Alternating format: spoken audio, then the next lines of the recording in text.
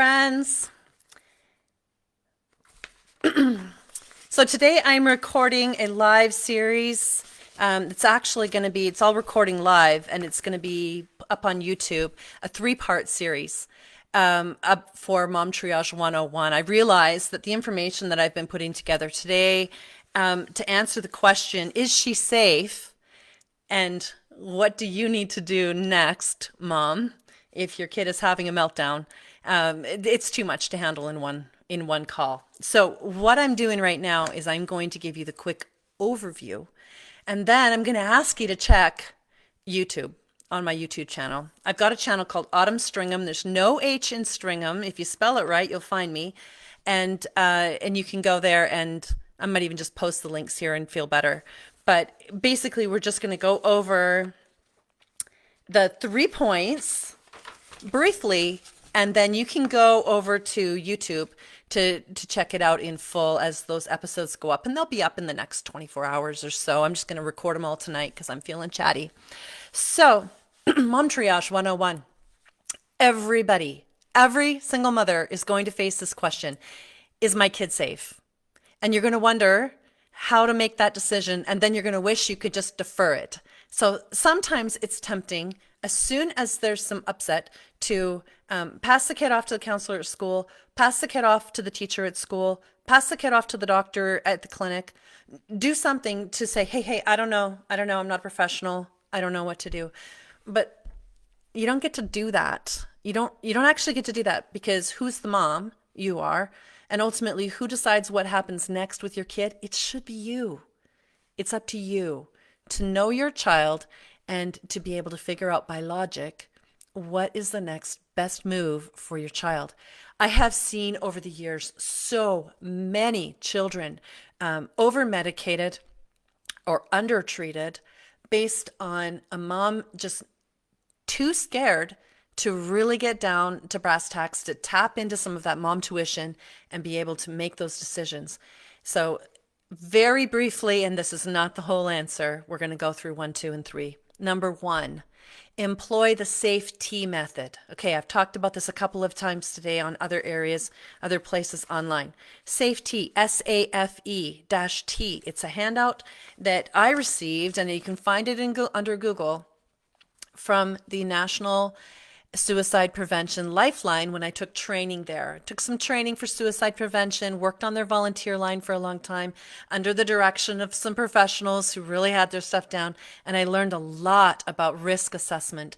As a mother, you've got to be able to assess risk, because your kid can be using words that will scare the daylights out of you, and if you overreact, you can end up in a situation where they are being treated as a psychiatric patient when in fact what they needed was something entirely different.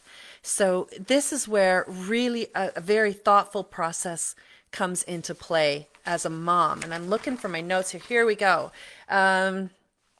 Checking for risks. I go over the risks on the YouTube video, but suicidal behavior, a former diagnosis, whether or not they're exhibiting symptoms of suicidal ideation, triggers or something, a precipitating event, med treatments and changes. I'm going to stop and talk to you about that one. If you've got your kid on a medication, even if it's been a couple of months, you're not out of the woods. Medications that are mood altering, even when they are intended to improve mood, all of them have a suicidal increase for as a side effect for some people, and it's not common, but it may be your kid.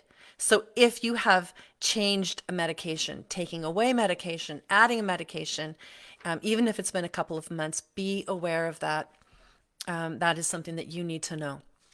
And then, access to a weapon or a firearm or something that would allow them to make an impulsive decision.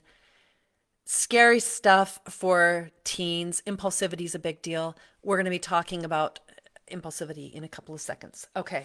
I'm not going to get in too heavy. You assess risks, and then you also look for what protections you have. So what is your basic belief in your family? Do you have a common faith? Is there something that you can lean on?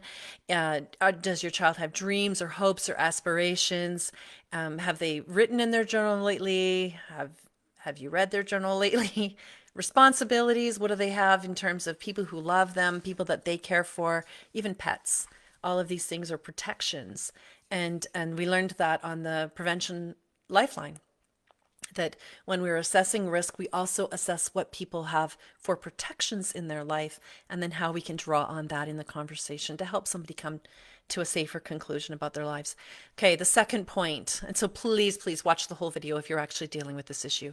The second point is it real? And this is a question. Once you've determined that your kid is actually safe and that suicide is not an imminent danger, and there are ways to do that. And I would actually encourage you, if you're really scared about that, you should call the Lifeline. I'm going to give you the number right now. It's 1-800 273 8255. 1-800 273 TALK. So if you have a kid who you're scared for, get them on that Lifeline, and you can call from anywhere in America, and get a volunteer who really is trained to help you to be able to assess those needs. So go ahead and do that. That's really important. Once you've determined that your kid is safe, you need to determine if what they're experiencing is real. So in the moment when we're talking, it's always real to us, but determine whether or not your kid is actually under some sort of in a crisis, in an actual situation that they can't deal with. How can you help them deal with that reality? If it's an abusive boyfriend or girlfriend, and I've seen both. If it's a situation socially that they just aren't equipped to handle, if there's something physical going on, if there's a family member involved, if there's a school teacher involved, whatever, figure out if what their core issue is actually a real situation that you can deal with, and then figure out, if there's really nothing real behind the feeling, then you might be dealing with something that is actually chemistry.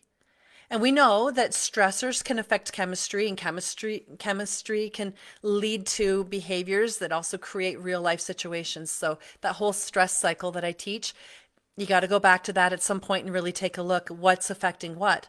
But assess if there is actually a physical situation that you need to intervene with. And if there isn't, what do you need to do next in terms of chemistry? So let's say that we get down to it's a chemistry issue. That there's a lot of feelings and not a lot of anything going on. And you've had an honest conversation, an open conversation, first about suicide risk with your kid, secondly, about what is actually going on in your life. And I'll just tell you from experience, if you're going to open yourself up to that conversation, you had better be calm, because there's no room for an emotional outburst. Even if they're disclosing something about abuse to you, there's no room for you to be the victim. And you've got to steel yourself and put your feet on the ground, take your Empower Plus and get solid before you have that conversation. That's really, really important, because you can flip your kid out if you're having an emotional reaction to the thing that is hurting them. So be very, very cautious about that. So let's say that we've determined there's nothing really big and physical going on. And now you're dealing with a chemistry issue, a kid who is just sad or super amped up and anxious and just can't figure it out.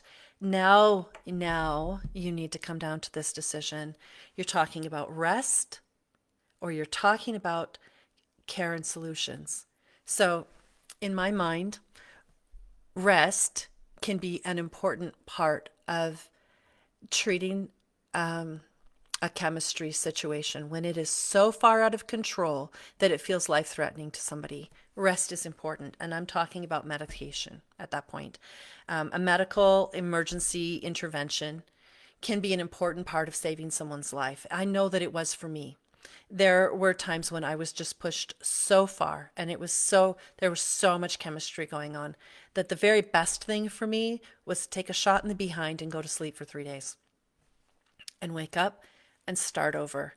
And that's an amazing solution or amazing rest break that needs to happen sometimes, but it's not a great long-term solution.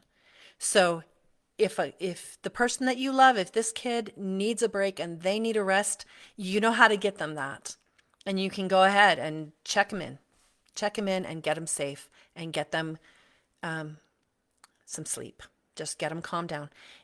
If they're not in a place where they need an emergency medical intervention and you think that you've got some time, and I'm talking a couple of weeks, that's when you need to be able to really get into those feel better strategies. So, a feel better strategy includes foundational practices for a solid base. And that's where we start tapping into the research on micronutrition, on getting that calm, coping, and clarity. Do you know that there are multiple studies that have been published that prove that there's a thread that runs through many different diagnoses and age groups? So we've got kids that are that have been studied, and we're talking short-term studies, 6-week studies. People, adults with ADHD, all the way down to kids with autism, where the common thread that seems to run through them when they get the micronutrient formulation, when they get the Empower Plus formulation that my dad developed, rage goes down, impulsivity goes way down, coping with stress goes up. And I'm talking up, like 63% up. So much better than control groups on the coping with stress. That's the earthquake study, and I'll do a show on that one sometime. Um, and people just generally feel far more capable of being rational in their thought processes in a very short order. So tapping into a resource like that, if you've got a kid who's all over the map and they are so deeply emotional and they just can't get a grip, that may be the thing that helps them to get a foundation for health that they really, really need. And I would encourage you to take a look at that. When you've determined that they're safe, you've determined that it's not a situation that is actually ultra traumatic and physical that they're dealing with. You've determined that they don't need an emergency medical intervention, like a shot in the behind that's going to put them to bed for 3 days so that they can get themselves sorted out and start over. If you've gone through that process in the triage and then you can come to that, okay, we need to employ some feel better strategies. I hope you're hearing this before your kid is in crisis. I hope that you realize that an important part of getting your children to a place where they can deal with the stresses. And oh my, teenage life is stressful now. It is so uncertain and so crazy stressful. But if you can intervene before you need an intervention and help your children to get that strong foundation, they'll be able to face the stressors in their lives in new ways. I have children who have faced things, other health issues outside of their control that are incredibly stressful, excruciatingly painful and stressful. And yet, because of the foundation, with the micronutrient use and all of the other tips and tools that we talk about here on Feel Better, because we've employed those things in our family life, just as a normal part of family life, they are resilient and they are able to face very difficult things and do it gracefully and calmly. And the conversations that we have around our kitchen table, although exciting, are also really rational. And I know that every family can get to that point. If you look back on me 25 years ago, you would have met a completely different person. Utterly irrational, totally psychotic, incapable of any form of calm, and really a terrible prognosis. And you just don't have to get there. You don't have to get there. The onset of big trouble for kids happens before they're 20, right in their 20th year, 21st year. Starting in their late teens is when you usually see kids really, really falling apart. But if you've got kids entering puberty right now, they are at risk. And I know for me, I was 10 years old the first time that I was truly suicidal. So I would encourage you to look at your kids, assess their needs, understand that you have the tools and the ability, and I'll coach you through it because I love your kids too and want to see all of you happy and healthy. But you have the ability as a mother to tap into some resources and figure out your kids in a way that can help them to be solid, healthy, happy people throughout their entire lives. So that's my message for tonight. Watch for the full episodes, the 3 episodes on YouTube. That'll be coming up. I'll probably just pop the links in here somewhere as they go up. And y'all have a good night. Okay, bye-bye.